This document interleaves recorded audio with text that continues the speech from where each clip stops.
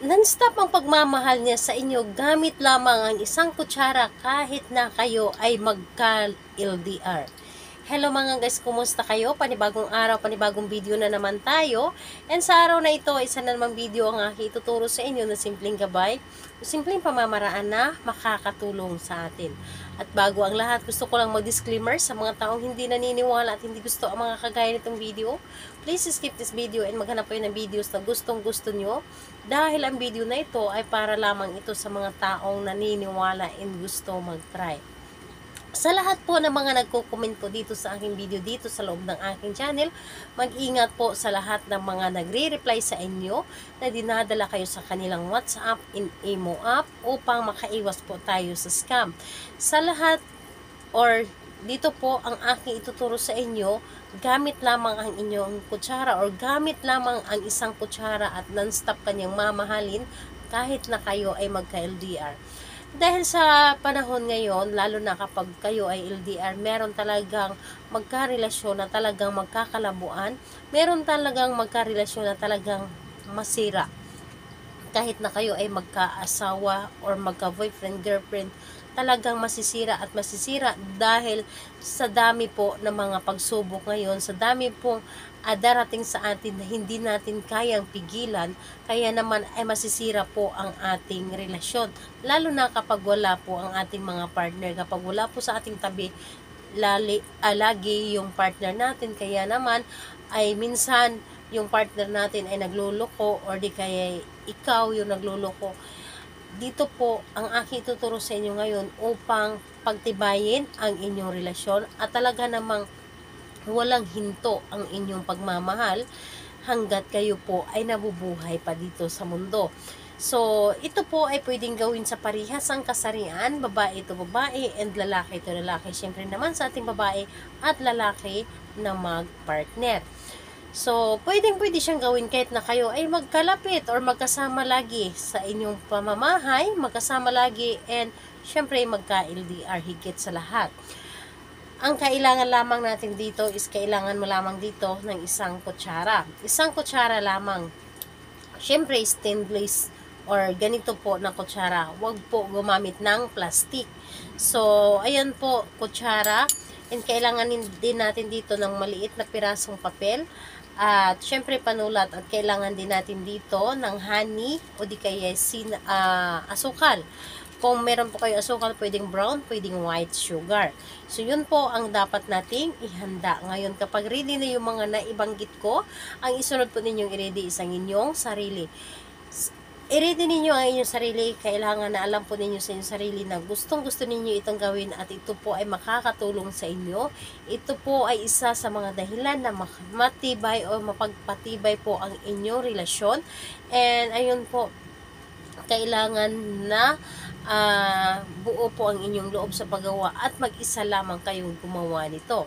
Ngayon kapag ready na or mag-isa ka lamang at alam mo na sa iyong sarili na ready ka na, handa ka na, pwede mo na itong simulan.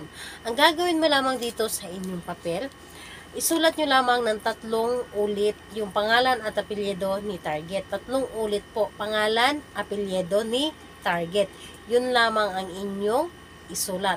Ngayon po, kapag naisulat nyo na dito yung pangalan at apelyido ni target, itupi mo lamang ito ng 3 beses yung papel. Or paliitin nyo na ang papel. Ngayon po, kunin ninyo ang kutsara at kumuha kayo ng asukal. Kunin ninyo ang kutsara at kumuha kayo ng asukal at pagkatapos nun, yung asukal kapag nasa sa kutsara na, ilagay din po ninyo ang papel. At ngayon, kumuha kayo ng kandila. Kumuha kayo ng kandila at sindihan po ito. Sindihan ang kandila at kapag nag-apoy na ang kandila, ito po ay itapat po sa apoy ng kandila ang kutsara.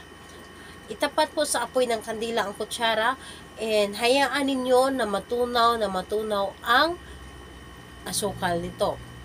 Ngayon, itapat ninyo ang kutsara doon sa apoy ng kandila and habang tinutunaw ninyo ang asukal gamit ng kandila dito sa kutsara, habang tinutunaw ninyo, paulit-ulit ninyong sasambitin yung pangalan at apelyido ni target at sabihin ninyong wala kang tigil sa pagmamahal sa akin. Pangalan, apelyido, wala kang tigil sa pagmamahal sa akin. Paulit-ulit lamang hanggang sa natunaw na ang asukal po dito sa may kutsara at ang papel na ito ay dumikit sa asukal kapag natuyo ang asukal. Hayaan po ninyo. At hayaan ninyo kung masunog man ang papel dahil malakas ang apoy ng kandila, okay lang po. Dahil ito po ay nasa ibabaw ng asukal and hayaan po ninyo na magsirap po ang asukal. And ayun, kapag nagsirap na ang asukal, syempre titigas siyang muli. Titigas siyang muli kapag malamig na. So hayaan ninyo na yung papel ay nakadikit po sa asukal na tumigas kapag ito ay lumamig na. And saan ito ilagay?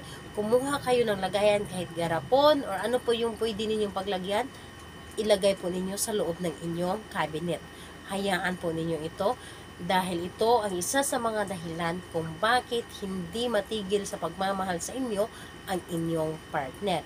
Kailan ito pwedeng gawin? Gawin ito sa araw ng Tuesday and Friday. Dahil yun po ang pinakamalakas na araw na gagawa tayo ng ritual. And kung gusto ninyong gawin sa ibang araw, kung malakas ang inyong energy, naramdaman ninyo na gustong-gusto ninyo itong gawin na para maghinihila kayo na gawin ito, gawin po ninyo. So ayun po, sa lahat po ng mga gustong magpa-shoutout, mag-comment lamang sa baba para ma-shoutout ko kayo sa next video. And sa lahat po ng mga gustong magtanong, mag-comment lang din po sa baba para ma-replyan ko din po kayo. Salamat po sa inyo. Bye-bye everyone. God bless us all.